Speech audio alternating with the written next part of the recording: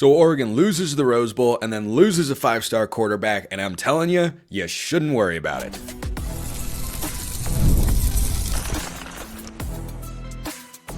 You are Locked On Ducks, your daily podcast on the Oregon Ducks.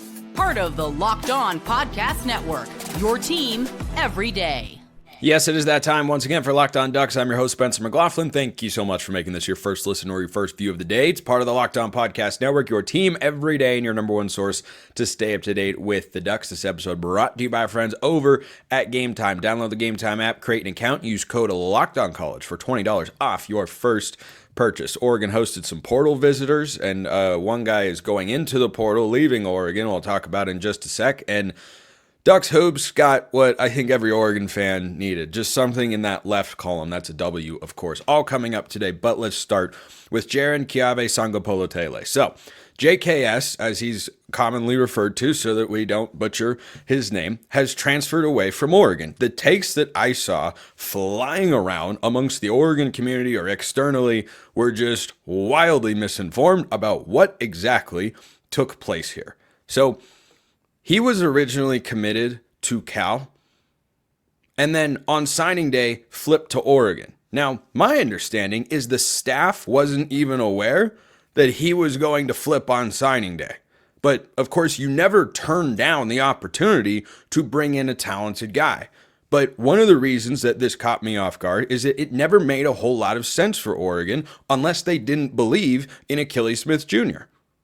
or Luke Moga or Austin Novosad or Dante Moore. If they felt that JKS was just so much better than all of the guys that they have in the quarterback room now and in the future, then okay, sure, you bring him in. I can see that battle playing itself out. But people commenting things like he's soft, he's took one look at Dante Moore and bolted. Nope, that's not what happened here.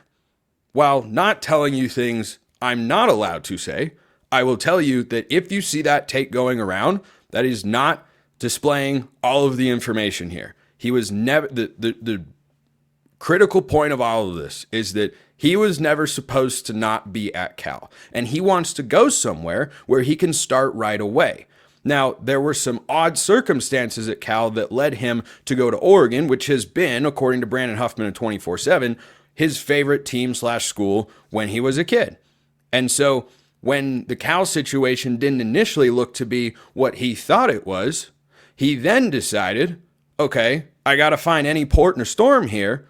I'm going to sign somewhere, and he goes to Oregon because that was the other school that was in on him the most. But when a kid commits and the staff doesn't know that that's going to happen, that should be your first indication of, okay, maybe this really isn't something to get all worked up about. I just saw so many people worked up and wanting to trash the kid immediately. No, that is not the right approach to take here.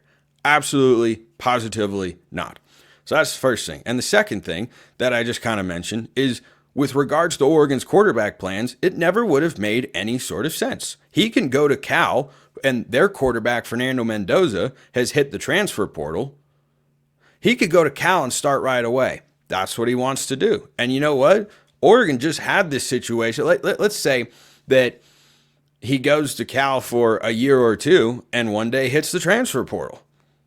Not the craziest thing in the world, seeing as how Dante Moore literally just did that.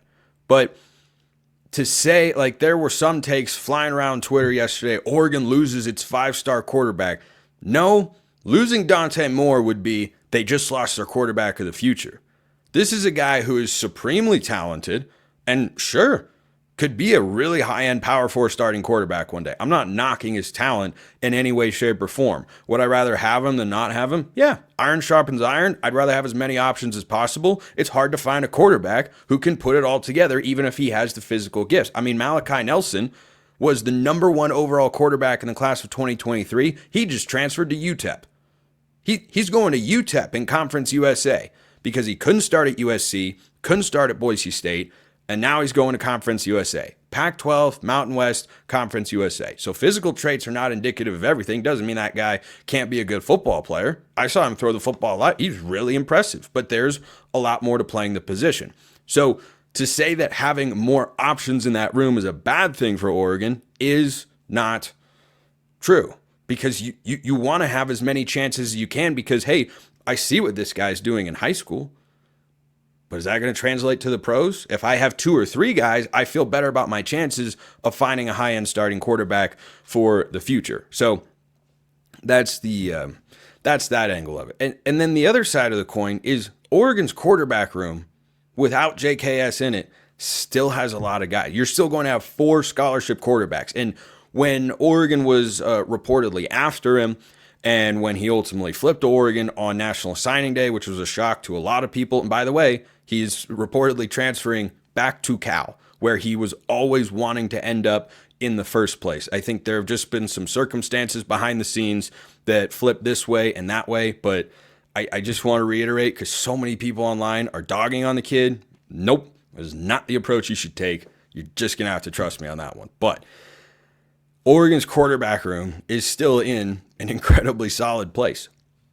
So as a result of this, a question came in, well, not from this specifically, but a mailbag question that I got from Bud, who's a Locked On Ducks insider, which you can become as well. Link in the description below. You can get a free 14-day trial. Will this Rose Bowl loss benefit or hurt Oregon's recruiting in the class of 2026? No, it will not. Because on-field results can certainly factor in to a kid's decision. However, if the kid is not there in person, and even if he is, you're more likely, this is just based on my time covering recruiting and talking to people who cover it a whole heck of a lot closer than I do, you're more likely to get a positive interaction or a positive sentiment towards a recruit based on what has happened on the field that's good than a negative sentiment because you're bad.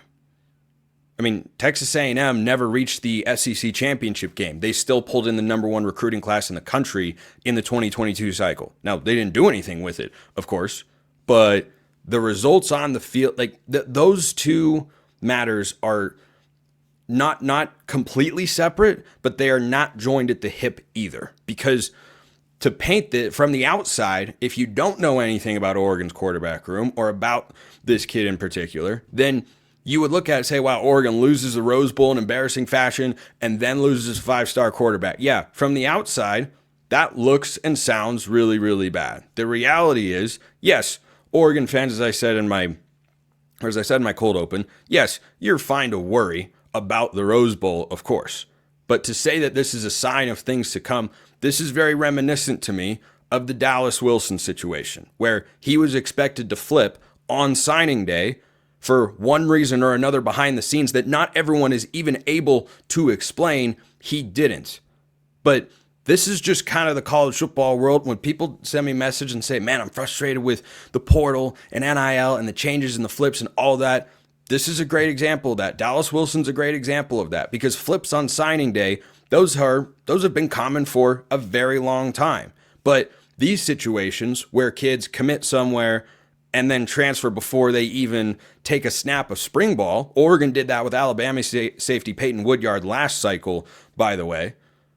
It's just something else that you have to ponder as a possibility. It doesn't mean you jump ship on National Signing Day and its importance, because the overwhelming majority of kids are still going to sign. But you'll have examples like this that'll stick in people's minds of, wait, he signs with Oregon and he transfers there. Yeah, well, he never really wanted, not that he doesn't like Oregon, but he never really wanted to be at Oregon in the first place. It just was any port in a storm. The storm cleared, and now he's back at Cal, where he will, I would think, be the starting quarterback in 2025, or at least have a better chance to, because he won't have 3 or 4 other guys to compete with as he would at Oregon. So, yeah, I was completely unsurprised when this happened. I was completely unsurprised when Dallas Wilson flipped, because someone had told me that that was going to happen the day before it did.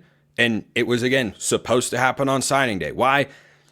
This is just a crazy world. You got to keep up with it, but I do my best here to keep you in the loop on all those things for this very reason. But if you had a reaction or know anybody that did, of saying something bad about JKS, or what does this say about Oregon, it's all in a free no, absolutely no. Wet blanket on that fire. There you go. Let me know your thoughts in the comments below, or hit me up on Twitter. So, speaking of the transfer portal, It never really stops, does it? I mean, it does, but it doesn't. Recruiting portal, it's just 24/7, 365 endeavors. Oregon had a couple of portal visits over the weekend.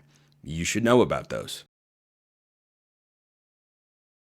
You should, however, know about FanDuel. From big upsets to game-winning drives, the NFL playoffs are better with FanDuel. Right now, new customers can bet $5 and get $200 in bonus bets guaranteed. That's $200 in bonus bets, win or lose. You don't even have to be right. You just have to go and check out FanDuel. The FanDuel app gives you everything you need for live bets, same-game parlays, and so much more. Oregon's out of the playoff. That stinks. Do you want the playoff games with teams that you don't have a rooting interest for to be a little bit spicier? Well, FanDuel's places to it. They've got college football. They've got the NFL. Anything you want, go check them out. Visit FanDuel.com to join today and get started with $200 in bonus bets. FanDuel.com. Make this playoff season unforgettable with FanDuel, an official sportsbook partner of the NFL. So reportedly over the weekend, Oregon hosted a couple of transfer portal targets. One of them, Makhi Hughes, running back from Tulane. Another one, Malik Benson, former top JUCO wide receiver and former Florida State Seminole. So talk about Makhi Hughes first. This guy has been really good over the last couple of years at Tulane. That has been a really good program over the course of a couple of coaches. So he's had two different head coaches, two different offense coordinators, and he has just had success. He's been playing in the American Conference, which is an incredibly strong Group of 5 league. That and the Mountain West are the best G5 leagues in all of college football. Oregon's already added two guys from the Group of 5 ranks that are probably going to start next year in the portal, that being Isaiah World, the tackle from Nevada, and Alex Harkey, the tackle from Texas State, Mountain West and Sun Belt respectively. So if you went and got somebody from the American, you'd just be rounding out the best Group of 5 leagues out there. But Hughes is someone who could make a lot of sense either way. What do I mean? So Jordan James has a decision to make, and unfortunately last time we saw him, he was leaving with an injury and wasn't able to return in the Rose Bowl against Ohio State. But James just finished his true junior season. He could come back for his senior year. He could go to the NFL. If James goes to the NFL, Makhi Hughes shifts from being a want to maybe more of a need. I've been a Noah Whittington fan for the last couple of years because he's been really good for the Ducks. Based on what we saw this year, I don't know that I'd entrust him as being RB1 and making that the best scenario that Oregon could figure out at the tailback spot. And as we saw when James went out, they like Jaden Lamar more than Jay Harris, at least at this point in those two guys' careers. Dink Riggs showed some flashes as well.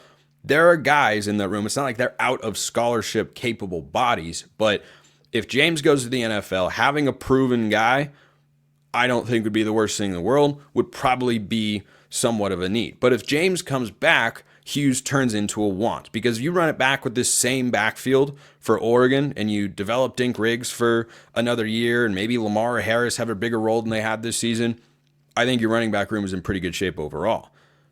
But if Jordan James comes back, could they still add Makhi Hughes?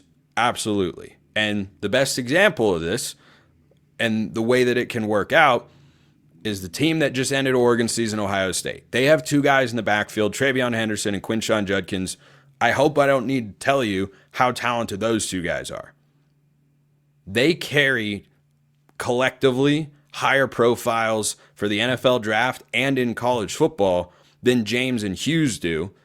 I'm not entirely sure about Hughes' draft prospects. I haven't seen a draft grade there, but if he's not going to, well, I suppose it's not. I honestly forgot what year he is and if he's eligible for the draft. But regardless, those two guys can both be bell cow, number one workhorse backs and are among the most talented in all of college football. They made it work. They both ran, I think, for around 900 yards this year. They had eerily similar stats. If you bring Jordan James back and then you bring Makhi Hughes over from Tulane, that would give me that sort of vibe where you don't have to rely on Jordan James all the time, or Hughes is not exactly the same runner as Jordan James. I mean, few people are as physical of a runner as Jordan James is, but having two guys that can both be RB1 in the backfield at the same time can absolutely work. Heck, look at Penn State, Nick Singleton, Katron Allen. They did it all year.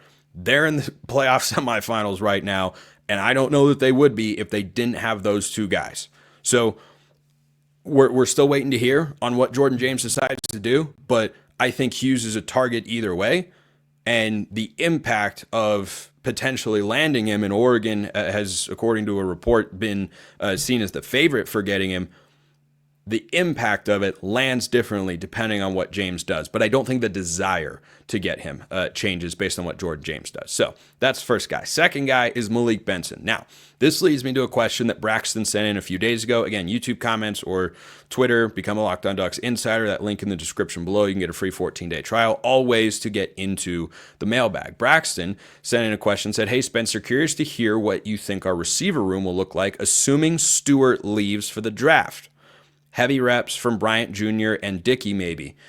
So let's operate under that presumption. And again, Evan Stewart, a guy who got dinged up in the Rose Bowl, I don't know that changes his NFL draft stock wildly. He's someone who I can see going to the NFL draft. I can also see returning for his fourth and final year of college football. We're still waiting on that, at least as I'm recording this show. So in the world where he leaves to the NFL draft, a guy like Benson, who is proven to a certain extent, and I mean, he was in an offense this past year. I mean, they couldn't throw the ball. They had Mateo's brother DJ at quarterback down there. It all went wrong. Florida State was 2-10. They were inept offensively. But Benson was one of the guys who they brought in the offseason that led people like me and many, many, many others, including Nick Saban, who picked him to win the ACC, to think, yeah, they're still going to have more talent than just about everybody in the ACC. And they just completely flopped in a way that we've literally never seen before from a preseason top 10 team. So if Stewart goes to the NFL draft, bringing in a portal wide receiver feels like a need, not because there isn't a lot of young talent in the room. There absolutely is. But I still think you want to have that one veteran guy that can kind of be the anchor, who is steady and who's not, learning on the job as much as anybody else as they kind of grow into their roles. But as for what the receiver room could look like, if, bringing in a guy like Benson would certainly make a lot of sense. But based on who's rotated in at the end of games from this past year during garbage time, the staff seems to like Jeremiah McLaughlin, and he's looked pretty darn good.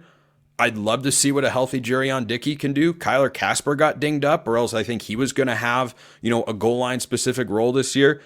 I haven't seen or heard anything about him potentially hitting the transfer portal. I mean, next year will be his fourth season of college football, so physically he should be ready to go. Should understand the playbook, Jaron Dickey, going into his third year. And assuming he's not dinged up, those would be the guys you look to and say they'd probably have the best chance to be staples in Oregon's receiver room because they've been there the longest. I mean, both guys have been on the roster the entire time, or not Dickey, that's not true. But Casper reclassified to 2022. So Junior Adams, Dan Lanning, and Will Stein now know him really well and what he brings to the table. And it looked like before he got hurt, he was going to see a bigger role this year. But someone who kind of vanished, I think, because he got dinged up, but reemerged a bit in the Rose Bowl is Justice Lowe. I have a hard time seeing him just be completely removed from the equation. And then Gary Bryant Jr. is another mystery. So I think, to answer your question, Braxton, Oregon's receiver room to me going into next year is a complete and total mystery. I'm not necessarily concerned about how good they're going to be. I am just curious who's going to emerge. I can see that going a number of different ways. McClellan's a crazy talented guy. So is Jaron Dickey coming out of high school. So is Kyler Casper, and those guys have been there longer. But what are you going to get from guys that haven't been proven yet at those positions? I don't really know. It is one of many position groups that's going to undergo a pretty significant overhaul from this past season to what Oregon will put on the field in 2025. I'm not worried about there being no talent. I'm just worried about there being no experience. And that's why a veteran, or at least a more proven guy like Malik Benson, could make sense for the Ducks in that spot. So we'll see how that plays out. Maybe that news comes down this week. Maybe it comes down next week. Maybe he goes somewhere else. Oregon looked like once upon a time they were going to add Jonte Cook, and he changed his Instagram bio to being in Oregon gear, and he's going to Washington instead. So these sorts of things can rise and fall, but I do think a transfer wide receiver, if Evan Stewart leaves to the draft, makes a lot of sense. If he doesn't, they still could do it. I don't know that they would need to, though, because the other guy, I'll wrap up on this for now, but this will be an ongoing conversation on the show. DeCorian Moore looks like he's just going to be an instant impact. I can't see him not having a role next year. I don't know how big that role is, but boy, he looks like someone who's going to play right away and maybe become Dante Moore's favorite target and be a really good replacement for Tez Johnson. That's what I'd like to see him be able to do, but the options in that room are myriad. It's just a matter of how the staff evaluates those guys and, yes, who comes back. Because Gary Bryant Jr. could leave for a year or for his last year of eligibility. He could hit the transfer portal, or maybe he stays. I don't know. Time will tell. Sometimes I wonder about what I'll discuss once the season ends, and then there's always content. There's always something. There's this move and this player and that player. I wonder it every year, and yet every year we always find a way through it, and it's just early January. So, Oregon needed a win. Oregon fans needed a win. Oregon basketball needed a win, and they got a win against Maryland, and I'll tell you why that was so great. First reminder, this episode brought to you by Game Time. Attending the new 12-team college football playoff game is an incredible experience. Now, it wasn't necessarily for Oregon fans at the Rose Bowl. Still, it is the granddaddy of them all. And if you want to go to events like that or other ones, Game Time is the place to go to make new memories. With this updated format, you've got more opportunities to do so. If you're not working this time of year and you want to travel around, by all means, Game Time is the place to go. They've got Game Time picks that makes getting tickets for your favorite events even easier. It filters out the fluff to show you only incredible deals on great seats so you don't have to waste time searching through thousands of tickets. I've used Game Time myself before. They give you everything that I've talked to you about for a long time, like in the views in the app from your seat before you buy. The all-in pricing feature, you toggle that on, you see the total up front. It's a really, really great place to go, and you will like it. Take the guesswork out of buying tickets with Game Time. Download the Game Time app, create an account, use code LOCKEDONCollege for $20 off your first purchase. Terms apply. Again, create an account, redeem code LOCKEDONCOLLEGE. That's Locked On College for $20 off. Download Game Time today. Last minute tickets, lowest price guaranteed. So the hilariousness of this win for Oregon is only rivaled by its importance. So after literally the worst defensive performance in the history of Dana Altman coached Oregon basketball at home on Thursday, the Ducks came back and got a win against a Maryland team that I believe is ranked in the top 20 in the net. They're not in the top 25 AP poll, but Oregon improves to 13-2, 2-2 in Big Ten play. And this game did not start the way that Oregon fans were hoping, because when the game began, following a 16 3-point effort, as in 16 made threes by Illinois on Thursday, Maryland comes out, wins the tip, and first play, they run a pretty simple screen dribble handoff, and the guy hits a three and didn't come close to hitting the rim. And I went, oh boy, here we go. Here we go again. And Maryland began the game 5 of 10 from beyond the arc. They had 2 starters that made 3 triples. This is now to the point where it is a problem. This is something that needs to be addressed. I trust Dana Altman to be able to figure such things out, because remember, though Oregon has played some really good basketball at this point in the year, they tend to play their best basketball, whether they start slow and are fighting to make the tournament or start hot and are fighting to be a top 2 or 3 seed. They tend to play their best basketball in March. And defensively, the team looks lost, but they figured it out and found a way. 83-79 is the final. Oregon was favored by 4.5 points, and Maryland had a putback at the buzzer. I tell you what.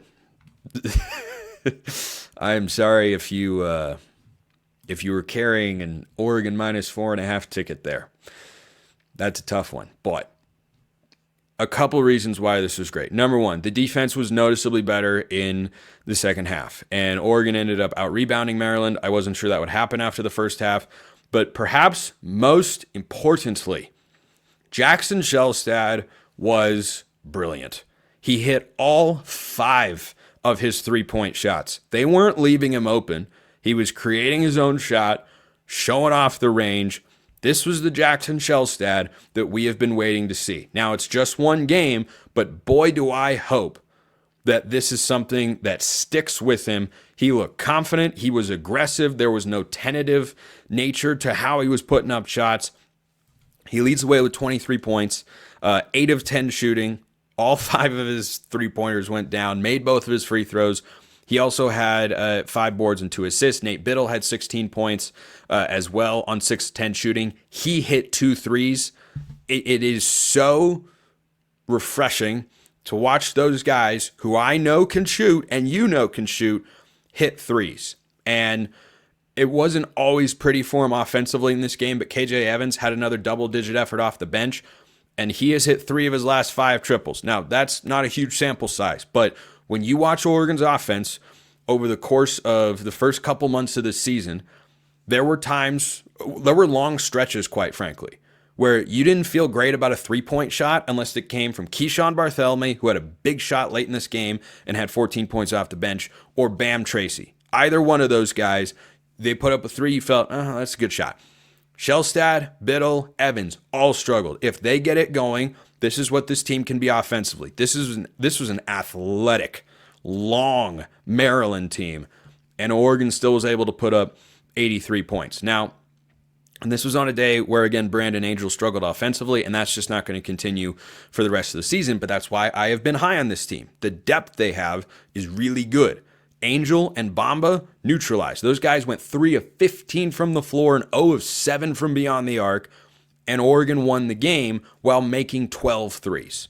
So that was all an incredibly good sign. And just taking a step back from the game itself, which I'll hop back into in a moment, Oregon needed the win so you avoid going 0-2 on your home floor in a week, which is never a good thing. But Oregon fans just needed to see a W go up somewhere because, man, Wednesday and Thursday, let's be real. I mean, it felt like getting kicked below the belt. Like, it stunk. It stunk because both games were just absolute blowouts by the end of it. So that was a great thing to see. But what is not great is that this team is still struggling defensively. Now, that's where Dana's teams over the years have tended to ratchet it up as the season goes along. But there's some real problems to fix. I mean, they've allowed 21 made threes in the last 2 games. And that now Illinois is one of the best teams in the Big Ten. Maryland looks like a solid team, but Big Ten regular season basketball is a gauntlet. They take a lot of flack for how they tend to perform in the NCAA tournament. But this is a league that's got Purdue's ranked inside the top 20, Michigan State ranked inside the top 20, Wisconsin was ranked until they lost recently, Washington is vastly improved, Ohio State is not a slouch. This is going to be a tough stretch. This is a really good conference. And you know, the Big Ten, of course, broke through in a way where Illinois made the Elite Eight last year. Purdue made it all the way to the national championship game, only to lose to UConn because UConn was just incredibly, incredibly good. But I am encouraged by what Oregon has offensively because they're continuing to sustain what they showed in the early portion of the season, which is they're not reliant on a couple guys. Shelstad can have an off day. Barthelemy will have a really good night. Bamba was off, and Dana Altman is doing a great job again of utilizing every player on the roster at the right time. You know, he came out in the second half. Oregon was down by 3. They led 45 points in the first half. And, I mean, he was heated at some moments during the game. I bet you in that halftime locker room, there was some screaming and a lot of words that cannot show up on Ducks versus them. So they come out in the second half, and they're better. 34 points, that's better. It's not great, but is significantly improved from one half to the next. But he came out in the second half, Dana did, recognized that TJ Bamba wasn't feeling it, and he just started Keyshawn Barthelemy.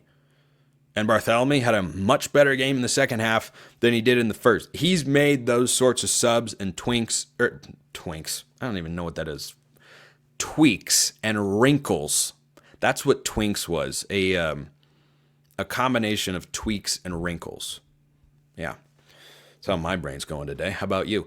he has made all of those right moves far more often than not. So Oregon's 2 losses this year are a bad day at home against Illinois, a historically bad day when Illinois couldn't miss a shot, and a lucky banked-in 3 at the buzzer by UCLA. Those are the only games. So they'll probably drop a little in the AP poll. That's okay. They're 2-2 in conference play. But they really needed that win. Because the other thing, too, is this game was on a Sunday, so you're going to sit with whatever happened until Thursday. And Oregon gets to sit with a win, and they get to sit with Jackson Shelsad gets to sit with a 23-point effort in which he makes a career-best 5 threes, which had been his biggest area of struggle so far this year. So incredibly encouraged, but still the defense has got to improve. I mean, got to improve. They're at Ohio State and at Penn State this week for their first true Big Ten road trip. So hopefully they keep it rolling, but they needed that. I think Oregon fans needed that as well. Appreciate everyone listening. I'll see you next time. Have a wonderful rest of your day, and go Ducks.